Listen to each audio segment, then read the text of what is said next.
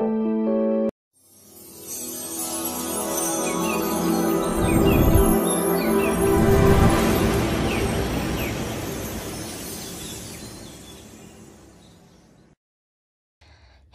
Liễu xin chào bạn.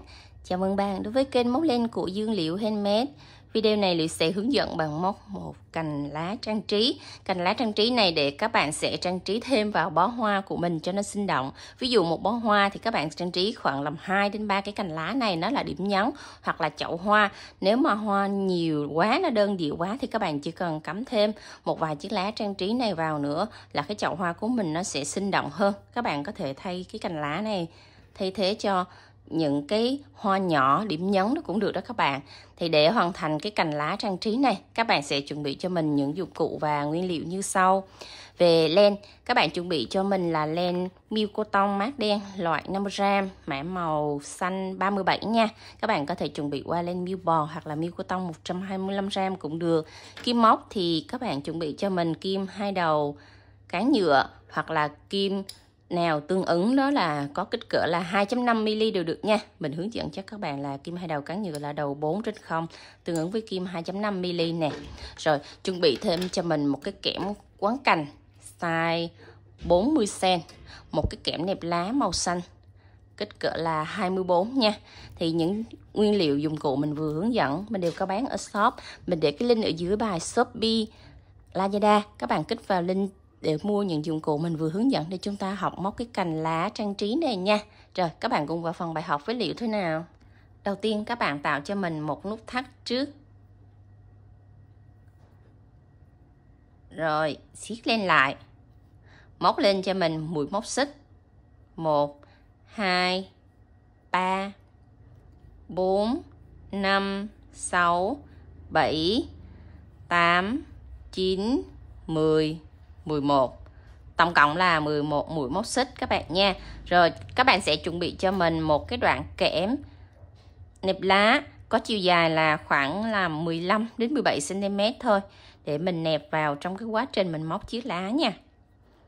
Rồi bỏ cái chân móc đầu tiên, các bạn móc vào chân thứ hai này cho mình một mũi đơn và đồng thời kẹp luôn cái đoạn kẽm này vào.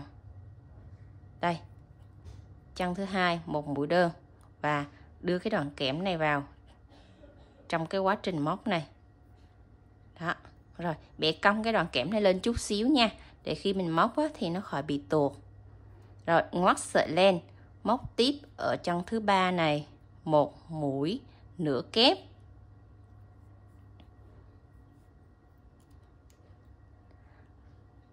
Xong rồi các bạn sẽ móc tiếp theo cho mình mũi thứ tư là mũi kép nha.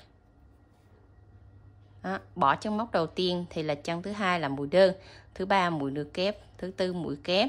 Rồi tiếp tục thứ năm cũng là mũi kép. Các bạn sẽ móc liên tiếp cho mình là 5 chân móc, mỗi chân móc một mũi kép nha. Đó, mũi kép thứ ba, mũi kép thứ tư,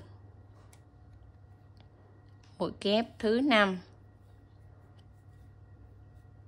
Rồi thì ở cái đoạn cuối này nó còn lại 3 chân móc, thì các bạn sẽ hạ xuống từ từ để chiếc lá nó tạo cái độ nhọn đó các bạn. Thì hạ xuống chân tiếp theo là chân mũi nửa kép nha. Đó, các bạn sẽ thấy là trên chiếc lá của mình là nó sẽ có cái độ dót từ từ đó. Mũi nửa kép mình ký hiệu là chữ T nha. Còn lại 2 chân cuối thì chân gần cuối này các bạn sẽ hạ xuống cho mình là một mũi đơn. Rồi chân cuối cùng này các bạn sẽ móc vào đây một mũi đơn. Xong rồi các bạn sẽ lên một mũi móc xích. Rồi móc vào tại cái chân này luôn các bạn. Móc qua một mũi dời. Đó, để nó tạo cái độ nhọn của chiếc lá đó các bạn. Rồi bắt đầu các bạn sẽ bẻ cái đoạn kẽm này, hai mép nó phải bằng nhau. Đó, hai mép nó bằng nhau rồi, và bẻ cái đoạn kẽm cho nó song song như mép bên phải, mép bên trái nó song song với nhau để chúng ta móc tiếp theo cho nó dễ dàng nha. Rồi bắt đầu mép bên trái này các bạn sẽ móc toàn bộ các cái mũi nó đối xứng như mép bên phải. Tức là chân đầu tiên này các bạn sẽ móc vào chân đầu tiên này một mũi đơn. Là nhớ là mình phải luôn luôn kẹp cái kẽm và cái sợi len thừa này nè các bạn nè, đi vào luôn trong cái chân móc của mình cho nó khỏi lộ len ra nha. Đó. Chân đầu tiên này một mũi đơn. Rồi đến chân thứ hai nó đối xứng với mép bên phải, tức là chân thứ hai này là mũi nửa kép. Rồi tiếp tục chân thứ ba là mũi kép. Chân thứ tư cũng là mũi kép. Rồi các bạn sẽ móc liên tục 5 mũi kép ở 5 chân móc nha. Mình được 2 mũi kép rồi. Mũi kép thứ ba,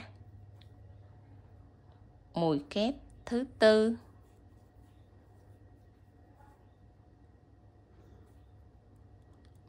mũi kép thứ 5.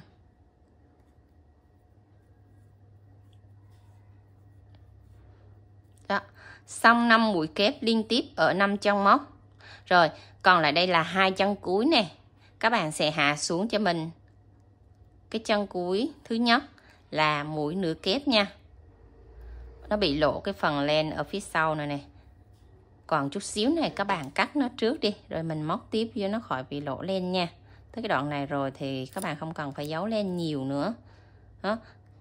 Cái sợi len này nó rất quan trọng khi các bạn cắt mà nó sát vào, chứ để nó lộ là khi mình úp ra sau này nó bị lộ cái đường chỉ thừa này nha.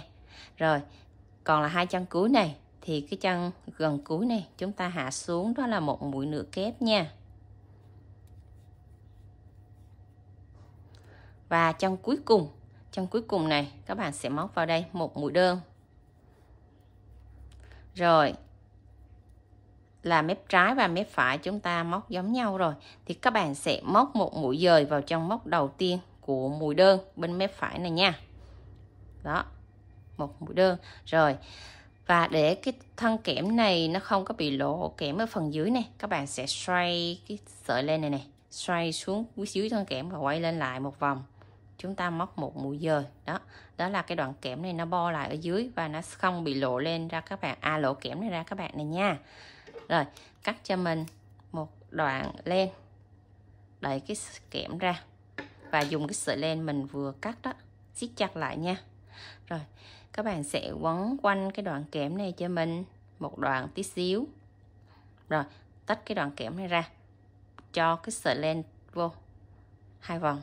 Rồi xoắn cái đoạn kẽm này, xoắn lại là để cái sợi len của mình nó nằm trong cái đoạn kẽm này, nó không có bị tuột ra nha. Rồi các bạn sẽ cắt tỉa cái sợi len thừa này cho ngắn đi, cho gọn đi, cho nó đẹp ha. Rồi cái chiếc lá này mình sẽ chỉnh ở cái đầu này cho nó nhọn chút xíu nè, tại vì lúc nãy mình nẹp kẽm á, mình chưa có chỉnh. Đó, thì các bạn sẽ chỉnh cho nó gọn lại, cho nó có cái đầu nhọn này là mình đã xong một chiếc lá trang trí nha.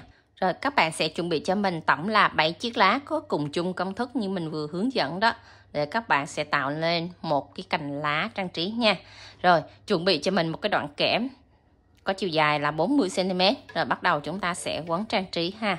Rồi các bạn chọn cho mình một chiếc lá đẹp nhất, chúng ta để ở trên đỉnh đầu để làm cái điểm nhấn nhọn ở trên đỉnh đầu trước nha. Rồi đưa cái sợi len vào, sát cái đoạn kẽm này vào trong cái phần nách lá luôn. Rồi các bạn sẽ cho cái sợi len vào đây. Rồi tại cái vị trí này các bạn giữ này cái kẽm, chiếc lá và sợi len thừa này các bạn sẽ giữ chặt một tay, rồi một tay chúng ta sẽ quấn nha. Đó, để sát chiếc lá xuống.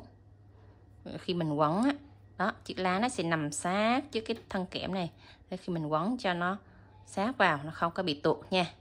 Tại vị trí tiếp xúc giữa thân kẽm và chiếc lá này, các bạn sẽ quấn cho mình 3 vòng trước để cho nó chắc trước nha.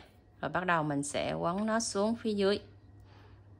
Đó, mình sẽ quấn đều tay và thật là chặt, để cái cành lá trang trí của mình này, tại vì nó là nằm ở điểm tiếp xúc ở trên cùng á, cho nên là các bạn sẽ quấn đều và chặt tay cho nó lộ ra nó đẹp, cho cái thân kẽm của mình nó trơn tru, nó không có bị sần sù lộ kẽm nha các bạn. Đó. Chiếc lá này móc thì đơn giản, nhưng mà khi các bạn quấn á, các bạn phải lưu ý những cái điểm mình vừa nói để chiếc lá của mình nó làm điểm nổi bật cho cái bó hoa ha các bạn. Đó, các bạn phải quấn nó trơn, nó đều và nó đẹp như vậy á ha, thì nó mới là điểm nhấn cho cái bó hoa của mình được. Rồi các bạn sẽ quấn từ cái chiếc lá đầu tiên này đến cái vị trí này, mình sẽ thêm 2 chiếc lá tiếp theo. Thì từ cái đoạn chiếc lá đầu tiên này cách tới chiếc lá thứ hai có chiều dài là 3 đến 3,5 cm nha. Đó, thì các bạn sẽ cho cái độ giãn của nó, chiếc lá giãn rộng hay giãn chặt đó thì tùy các bạn ha. Rồi mình sẽ giữ cái sợi len mình đang quấn đó, giữ chứ không các bạn thả ra là nó bung nha. Rồi đưa 2 chiếc lá vào cùng một lúc như thế này. Đó, kẹp sát vô, một chiếc bên trái và một chiếc bên phải, kẹp sát vô như vậy. Rồi các bạn sẽ quấn trang trí tiếp nha. Tại cái vị trí tiếp xúc của 2 chiếc lá này, khi các bạn mà để 2 chiếc lá này ép lại thì chiếc lá này nó sẽ chạm với cái cuốn của chiếc lá kia. Đó, các bạn nếu mà canh chiều dài không được thì các bạn sẽ để sát vô, vậy là các bạn có thể ước lượng được nha. Rồi tại vị trí tiếp xúc này các bạn sẽ quấn tiếp cho mình 3 vòng thật chặt. Đó, để nó không có bị bung mà nó cũng không có bị lộ kẽm nha. Rồi quấn 3 vòng chặt rồi, các bạn sẽ quấn xuống cho mình tiếp theo cỡ tầm 3 cm nữa nha. Rồi mình mới thêm một cặp chiếc lá tiếp. Và nhớ là luôn luôn phải quấn chặt và đều tay, không được để cho nó lộ kẽm đoạn nào ra các bạn nha. Đó, đó là cái điểm lưu ý khi mình làm cái cành lá trang trí này. Rồi các bạn cứ quấn tiếp theo như vậy cho đến 3 cm rồi chúng ta thêm một cặp lá tiếp theo vào nữa nha. Chiếc lá này thì các bạn chọn những cái màu trầm một chút xíu, xanh đậm chút xíu á, để nó sẽ làm nổi bật cái phần hoa của mình lên nha. Rồi xong. Đó, các bạn muốn chỉnh thì các bạn sẽ bẻ nó ra như thế này. Đó là cái đầu của cuốn lá này nó sẽ tiếp xúc với cái điểm nhọn của chiếc lá kia. Rồi các bạn sẽ cho tiếp 2 chiếc lá tiếp theo nó vào vị trí này. Đó, khi các bạn áp chiếc lá lên thì nó vừa chạm với chiếc lá ở trên. Đó là các bạn sẽ để vị trí như vậy nha. Nếu mà không canh thì các bạn cứ áp chiếc lá như vậy là vừa là được. Rồi các bạn sẽ quấn tiếp theo như vậy cho mình nữa. Đó, tại vị trí này các bạn phải cầm chặt 2 chiếc lá và quấn chặt vào đây 2 đến 3 vòng trước. Rồi các bạn mới quấn tiếp theo nữa nha. Đó, chiếc lá mình làm đơn giản ha, không cần phải nẹp kẽm các bạn. Không cần phải nhỏ keo các bạn, sorry nha. Đó, các bạn cứ quấn tiếp theo như vậy cho mình.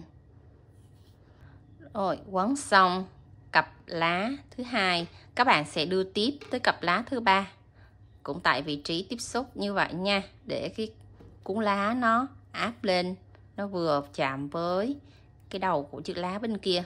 Đó, và các bạn cũng sẽ xoay 2 chiều nó đối xứng nhau như vậy ha. Rồi các bạn cũng quấn tiếp tục cho mình tương tự như vậy. Đó, cũng quấn sát vào cái vị trí này 3 vòng cho mình thật chặt trước rồi nha. Xong rồi các bạn sẽ từ cái vị trí này các bạn sẽ quấn cho hết cái thân kẽm cho mình luôn. Đó, các bạn sẽ quấn dài cho đến hết thân kẽm nữa là chúng ta đã quấn xong nha. Đến cái đoạn gần cuối này thì nếu các bạn mà muốn quấn nhanh nè, mình sẽ chỉ cho các bạn các thủ thuật để quấn nhanh nha. Cầm một cái thân kẽm và tay giữ cái sợi len này, các bạn sẽ xoay ngược chiều. Cái tay này các bạn sẽ xoay bên này thì cái sợi len các bạn sẽ xoay bên kia. Đó, để cho nó ngược chiều nhau. Là các bạn sẽ quấn cực kỳ là nhanh nha. Đó.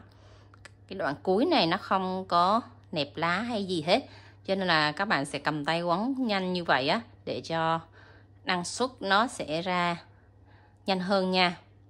Rồi cái đoạn cuối cùng này các bạn sẽ cho một ít keo vào đây, xíu keo thôi các bạn, để mình chốt nó khỏi bị bung lên ha.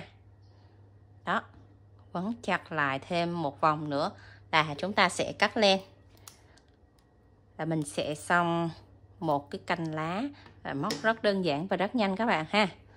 Đó, xong cái thân kẽm rồi thì các bạn sẽ xoay, các chiếc lá nó sẽ nằm ngửa ra như vậy.